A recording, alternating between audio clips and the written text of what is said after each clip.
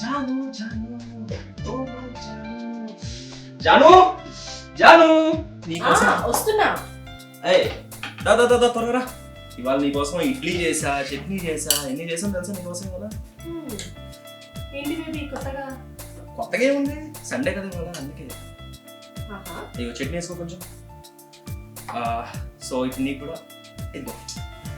నిజం చెప్పు. నిజంగా సండే కదా ఇవాళ, అందుకే. నేను నమ్మను. సరే కొంచెం చెప్పు. అంటే shall we plan for a child? మళ్ళీ స్టార్ట్ చేసావా? అయితే నీ డెసిషన్ మార్చుకోవా?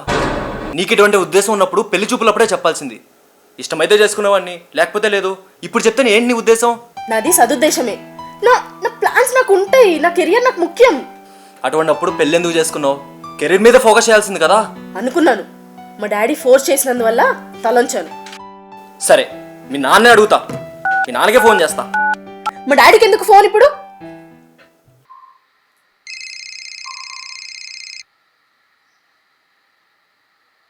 హలో మోయ్ గారు, వంశీ బాగున్నావా? మీరు ఒకసారి వస్తారా? ఏమైంది వంశీ, ఎనీథింగ్ సీరియస్? మీ అమ్మాయి ఏం చేసిందో మరి. మీ అమ్మాయి డైవర్స్ దాకా తీసుకొచ్చింది. వంశీ నువ్వు అలాంటి డెసిషన్ ఏం తీసుకోకు, నేను ఇప్పుడే వచ్చేస్తున్నాను. మా డాడీకి ఎందుకు ఫోన్ చేసావు?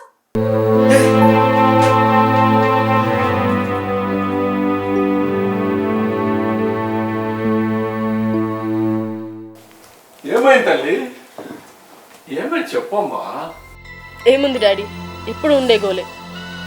నాకేమో నా ప్రొఫెషన్ ముఖ్యం. ఇప్పుడిప్పుడే టార్గెట్ రీచ్ అవుతున్నాను. ఈ సమయంలో తను ఏమన్నాడు? పిల్లలు కావాలంటున్నాడు. ఓస్ ఇంతేనా? ఓస్ అంతేనా కాదు, నాకు ఇప్పుడప్పుడే పిల్లలు ఇష్టం లేదు. అంతగా కాదు కూడదు అంటే ఇంతకీ వంశీ ఏడి? వాళ్ళ అమ్మ దగ్గరికి వెళ్ళి ఉంటాడు. లే కాసేపు బయటకు వెళ్తాం, రిలాక్సింగ్ గా ఉంటుంది కదా. అలాగే డాడీ, డ్రెస్ మార్చుకొని వస్తాను.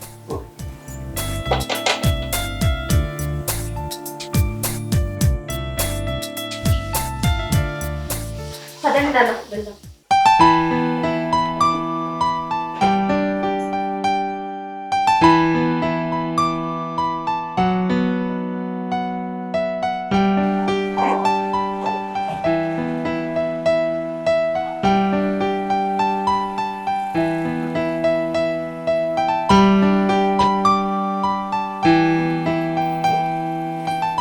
ఇదేంటి డాడీ ఇక్కడికి తీసుకొచ్చారు? ఇక్కడ మీ అమ్మ స్నేహితురాలు డాక్టర్ విజయ ఉంది, కాస్త కలిసి వెళ్దాము.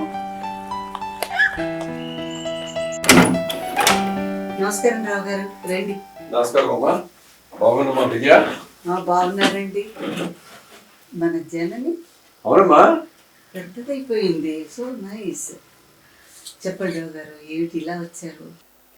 జననికి ఏమైనా విశేషమా రావు గారు? ఆ విషయంగానే తానేమో పిల్లలు వద్దంటుంది, అల్లుడేమో. నేను అసలు వద్దని లేదు డాడీ. నువ్వు కాసేపు ఊరుకుంటావా? ఇప్పుడప్పుడే పిల్లలు వద్దనుకున్నారేమో రావు గారు. కాదమ్మా, దీని గురించి నీకు తెలీదు. సరే రావు గారు, జనని కాసేపు నాకు వదిలేయండి. మీరు ఏదైనా వర్క్ ఉంటే చూసుకొని రండి సార్. సరేమ్మా, నేను కాసేపు ఆగి వస్తాను. అలాగే అండి, థ్యాంక్ యూ. ఓకేమ్మా.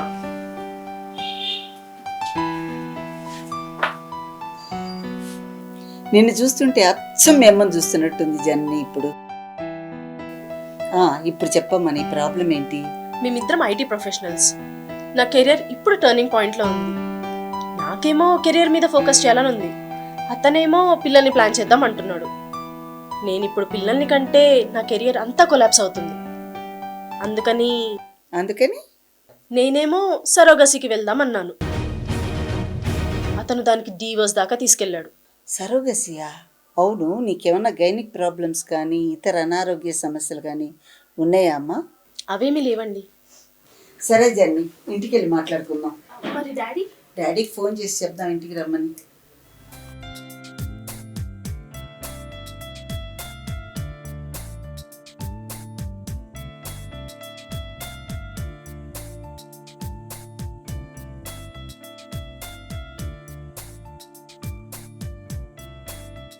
ఏమిటో ఈ కాలపు ఆడపిల్లలు సరోగసిట సరోగసి.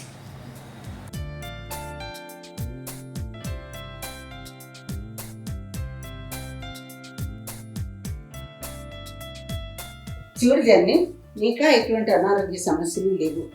కొన్ని సెలబ్రిటీ అనుకుందామా, నీవు అదేం కాదు.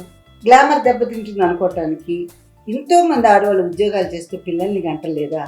నీకు ఈ ఆలోచన ఎందుకు వచ్చిందమ్మా? సరోగసికి వెళ్ళినా మా బిడ్డే కదండి. చూడు జనని, గర్భం ధరించడానికి నువ్వు పూర్తిగా అనర్హరాలు అయితేనే సరోగసి వెళ్ళడానికి నీకు హక్కు ఉంటుంది. దానికి చాలా పెద్ద మెడికల్ ప్రొసీజర్ ఉంటుంది. చాలా తతంగంతో కూడుకున్న పని అది. నువ్వు అనుకున్నంత సులభం మాత్రం కాదమ్మా. మా ఫ్రెండ్స్ 2-3 అలాగే చేశారు. చూడు జన్ని, మీ అమ్మగారితో ఉన్న అనుబంధంతో నేను ఇంత వివరంగా నీతో మాట్లాడుతున్నాను రా.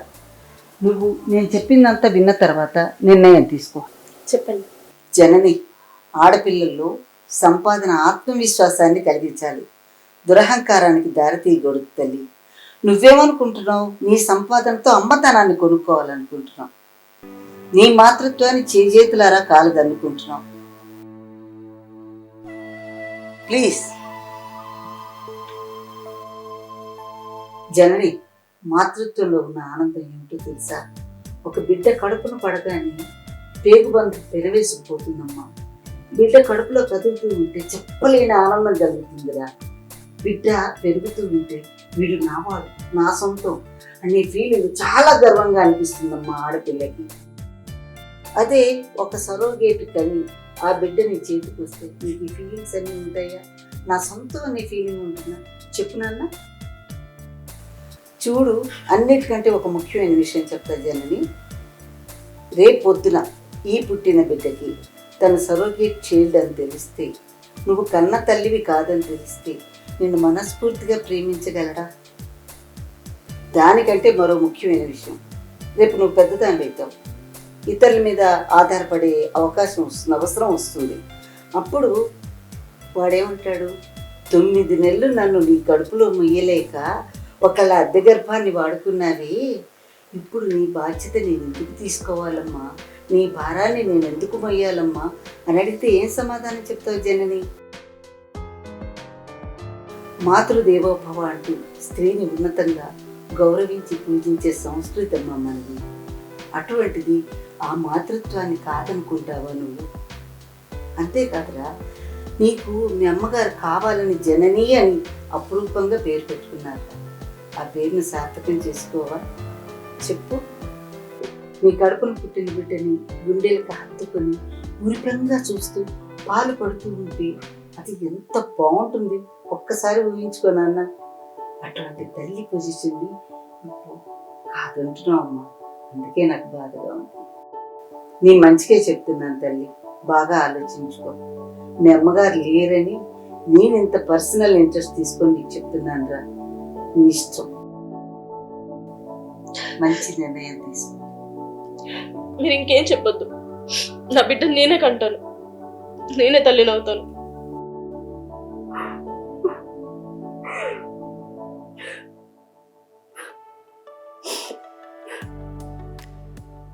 ఏమైందమ్మా విజయ?